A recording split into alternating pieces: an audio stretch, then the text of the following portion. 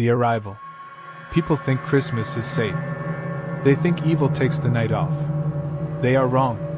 My name is Ethan Walker, and for 3 straight years someone knocked on my door every Christmas night at exactly 2:17 a.m. And every year, someone on my street disappeared. In December of 2019, my wife Laura, our 7-year-old daughter Megan, and I moved to a quiet little town outside Scranton, Pennsylvania. The street was called Pine Road. 10 houses. All identical. All built in the 1970s. All facing the woods. It looked like something straight out of a Hallmark Christmas movie. Snow-dusted rooftops, warm yellow porch lights, inflatable Santas on lawns. We thought we'd found heaven. We hadn't noticed the one house at the very end. No lights. No decorations. No footprints in the snow. And yet, the mailbox was always empty. Like someone cleared it every day. The first warning. On December 23rd, while I was unloading boxes, my next-door neighbor Mrs. Evelyn Carter walked over. She was in her late 60s. Thin. Pale. Eyes that looked like they hadn't slept properly in years. She didn't smile. She just said quietly, "If someone knocks on your door Christmas night, don't answer." I laughed nervously. "Is this some local prank?" Her face hardened. "I'm serious, Ethan. Lock your doors. Keep your lights off. And whatever you hear, don't look outside at 2:17 a.m. I felt a chill crawl up my back. "How do you know my name?" She stared past me, toward the end of the street. "Because the last family didn't listen either." Then she walked away. Christmas Eve. Christmas Eve felt normal. Snow fell gently. Kids played outside. Carols echoed from radios. That night, Megan placed cookies near the door for Santa. Laura lit candles in the living room. We watched Home Alone and laughed. By midnight, everything was peaceful. Or so we thought. The knock, 2:17 a.m. At exactly 2:17 a.m., a single knock echoed through the house. Not loud. Not urgent. Just deliberate. Knock. I opened my eyes instantly. Laura whispered, "Did you hear that?" Another knock. Slow. Precise. 3 knocks total. Megan stirred in her room. My heart started racing. I remembered Mrs. Carter's words. Don't answer. Don't look. But every instinct screamed danger. I grabbed the baseball bat from under the bed and walked toward the front door. And that's when I saw the shadow. Not through the peephole. Through the frosted glass of the door. A tall, thin silhouette. Perfectly still. Waiting, the voice outside. Then the man spoke. His voice was calm. Too calm. "I know she's in there." My blood went cold. "You left the light on in her room." My grip tightened on the bat. "She belongs to us now." Laura started crying behind me. Megan screamed from her bedroom. The man outside tilted his head, his shadow twisting unnaturally on the glass. Then he whispered something I will never forget. "Open the door, like they did before." The disappearance across the street. At 7 a.m., police sirens flooded Pine Road. The house across from ours, the Miller family, was empty. Gone. No signs of struggle. No blood. No forced entry. Their Christmas tree was still lit. Their presents were still wrapped. Their cookies were eaten. Every single one. Except one. A single cookie was left on the plate. With a bloody fingerprint on it. The town's dark secret. That afternoon, Mrs. Carter came back. She looked terrified now. "They're gone, aren't they?" she asked. "Yes," I said. "What the hell is happening?" She hesitated. Then said, "Every 3 years, someone answers the door. Every time, a family vanishes before sunrise." I felt sick. "How long has this been happening?" She swallowed. "Since 1974. Since the house at the end was built." The man at the end of the street. That night, I finally looked. From my upstairs window. I stared toward the last house. and for the first time, I saw light turn on inside it. Just one room. Upstairs. A child's bedroom. With 6 shadows standing inside it.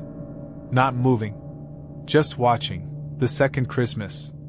We tried to leave town. Our car wouldn't start. Roads flooded with unexpected snow. Phones stopped working.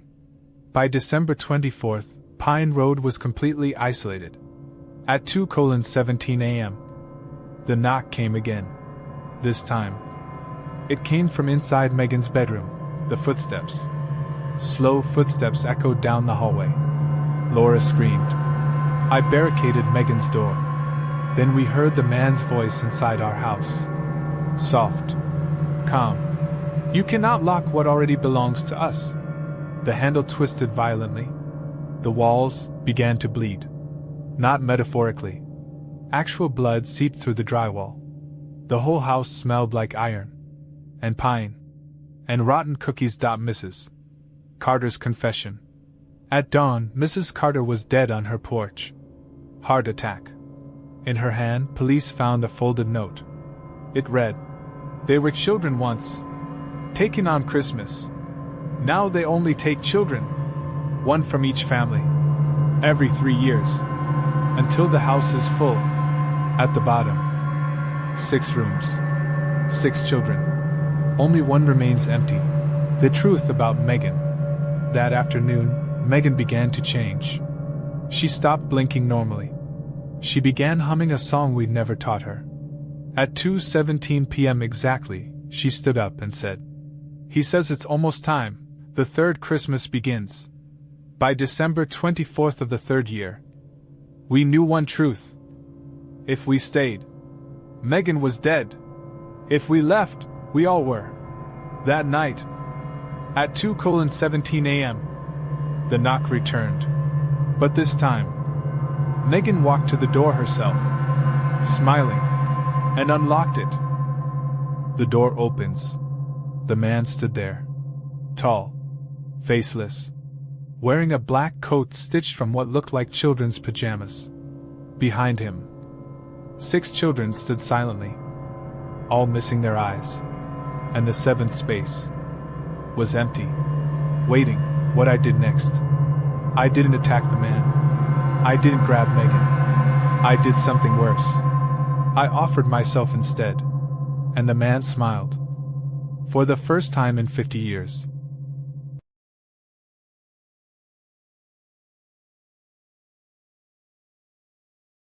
It was supposed to be the best Christmas of our lives.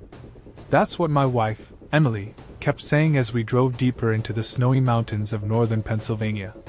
The road was empty, buried under fresh white snow, and tall pine trees leaned over us like silent witnesses. No cell signal. No nearby towns. Just one long road, and the rental cabin we had booked for Christmas vacation. We wanted peace. Privacy. A break from the city. Instead, we found hell. The cabin appeared suddenly through the falling snow, massive, dark, and standing completely alone. 2 stories tall. Old wooden structure. Blackened roof. A single porch light glowing dim yellow. It looked abandoned. "This is it?" Emily asked softly. I checked the address. "Yeah, this is it." Something felt wrong the moment I stepped out of the car. The air was too quiet. No wind. No birds. Not even the normal sounds of the forest. Just silence. The snow crunched loudly under my boots as we walked up to the porch. I unlocked the door with the code the owner sent us. The lock clicked open immediately, as if the door had never really been locked at all. Inside, the cabin smelled old. Not dirty. Not rotten. Just unused. There was furniture covered in thin white sheets. A large stone fireplace. A Christmas tree already standing in the corner, but with no decorations. Emily laughed nervously. "At least they left us a tree." I didn't laugh. Something about that tree bothered me. It had no dust on it. No snow. No signs of age. Like it had just been placed there. That first night, the storm worsened. Heavy snow trapped us completely. The road behind us vanished under white. We cooked dinner, drank wine, tried to relax. By 10 p.m., the power went out. Total darkness. Except for the fireplace, which suddenly ignited on its own. Emily screamed. There had been no fire in it. No wood burning. Yet flames roared to life violently as if they had been waiting. I told myself it was an automatic gas system. Remote ignition. Modern cabin feature. But I still felt watched. At 2:17 a.m., Emily shook me awake. "Mark, someone's on the roof." I held my breath. Then I heard it. Slow, heavy, deliberate footsteps. Right above our bedroom. Step. Step. Step. Not running. Not slipping. Walking. On the roof. I grabbed my flashlight and ran outside into the snow. No footprints. No disturbance. The roof was untouched. But when I looked up, I saw a single long scratch across the metal roof. Fresh. Deep. Like something had dragged a claw across it. The child outside the window. The next morning, the snow was waist deep. Our car was buried. No power. No signal. No way out. Around noon, Emily screamed again. "There's a child outside!" I rushed to the living room window. In the middle of the snowstorm stood a little boy. Barefoot. No jacket. Face pale blue from the cold. He just stood there, staring directly at us. I opened the door and called out, "Hey! Are you okay?" The boy smiled. Too widely. Then he vanished. No footprints. No falling snow around him. Just empty white ground. That night, we heard a child laughing inside the walls. The basement door. We hadn't noticed the basement door before. It was hidden beneath the staircase, small, narrow, and sealed shut with 3 heavy locks. From behind it, scratching, slow, methodical, and breathing, deep breathing. Emily begged me not to open it. But something inside me already knew. Whatever was inside that basement was the reason this cabin was empty, and why the owner never answered calls. On Christmas Eve at exactly 12:00 a.m., all 3 locks opened by themselves. What came out? The door creaked open slowly.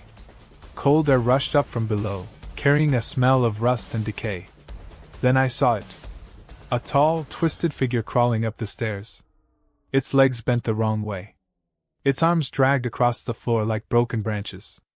Its face was stitched together from different human faces.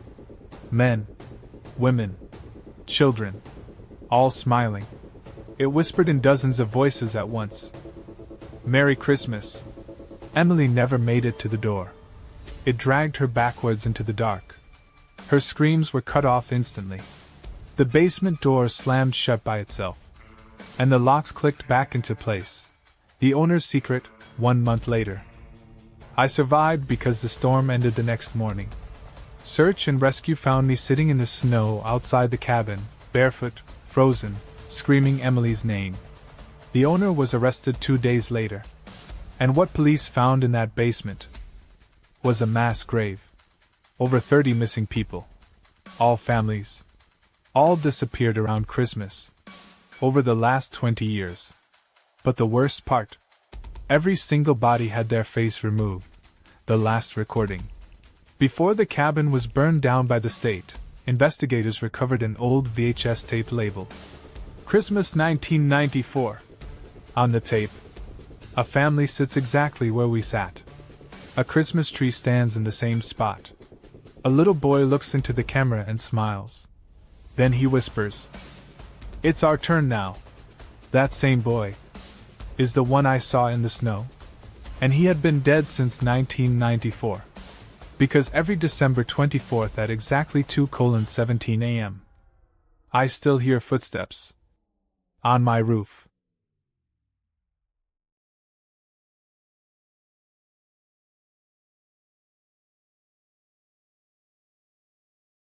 Christmas Eve, 2016. Cold winds buried the small town of Hollow Creek, Montana under thick white silence. The streets were empty, the snow untouched, and the only lights glowing came from houses decorated for the holidays. For Evan Carter, Christmas had never meant family, warmth, or peace. It meant overtime. He worked the night shift at the county's 911 emergency dispatch center. Graveyard hours. December 24th into December 25th. From 8 p.m. to 6 a.m. While most people sat by their fireplaces, sipping cocoa and wrapping last-minute gifts, Evan answered calls that usually came when everything had already gone wrong. At 8:03 p.m., he logged into his station. Coffee cup. Headset on. Monitors glowing. Another quiet Christmas. His supervisor joked before heading out early. Evan didn't laugh. The town of Hollow Creek had a population of just under 9,000. Quiet town. But quiet towns hide the darkest things. By 9:17 p.m., the first strange call came in. The screen lit up. Unknown caller, no location detected. Evan pressed the button. 911, what's your emergency? A young woman's voice whispered back, shaking violently. He's outside my house. Evan straightened. Ma'am, who is outside your house? I don't know. I can't see his face. He's just standing there in the snow. He hasn't moved in 5 minutes. All right, I need you to stay calm. What's your address? A pause. Then softly. I don't think he has feet. He's floating. Evan frowned. He'd heard panicked people before. Hallucinations. Fear. Drugs. Ma'am, listen to me. What street are you on? Another pause. Then the woman whispered. He's lifting his head now. Oh God, he's smiling. The line went dead. Evan immediately tried calling back. No connection. He ran the number. Blocked. No subscriber data. He logged the call as possible prank, but something about the woman's voice sat wrong in his chest. At 10:46 p.m., another call came in. My son is scratching the walls. Caller ID showed a local number this time. Daisy Morell, Cedar Ridge Road. 911, what's your emergency? A middle-aged woman answered, crying uncontrollably. My son is locked in his room. He's been scratching the walls for hours. Evan typed quickly. How old is your son, ma'am? He's 7. Is he injured? No, but he keeps screaming that Santa is inside his closet. Evan hesitated. Ma'am, has anyone been drinking tonight? I know what I hear, she screamed. Something is whispering to him. Evan tried to keep his voice neutral. Open the door and get your son out slowly, ma'am. I can't, she sobbed. He locked it from the inside, but the handle is turning by itself. A loud bang echoed through the phone, followed by a child screaming in terror. Then silence. The line went dead. Officers were dispatched immediately. At 11:30 p.m., the officers radioed back. No sign of forced entry. No intruders. No disturbed walls. The child was found shaking in the hallway, completely silent, hugging his knees. When asked what happened, the boy whispered only 3 words. Santa Ben's wrong. By midnight, Evan felt uneasy. The calls weren't normal. They weren't random either. Every call came from houses within a 6-mile radius around the old Pine Ridge Woods. At exactly 12 a.m., his screen flashed again. He sounds like you. The caller ID made Evan's stomach drop. His own phone number. He froze. The system rang again. Shaking, he answered. 911, this is Evan. On the other end, his own voice replied back at him. Evan, he's behind you. His screen suddenly glitched. The lights flickered. He spun around.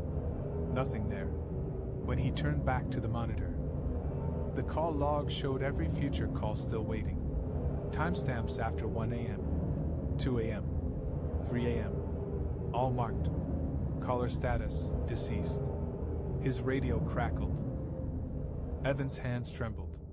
Then, the final call of the night came in. You already died. The call connected instantly. No ringing. No ID. A familiar calm male voice spoke. Do you remember the accident, Evan? His heart stopped. How do you know my name?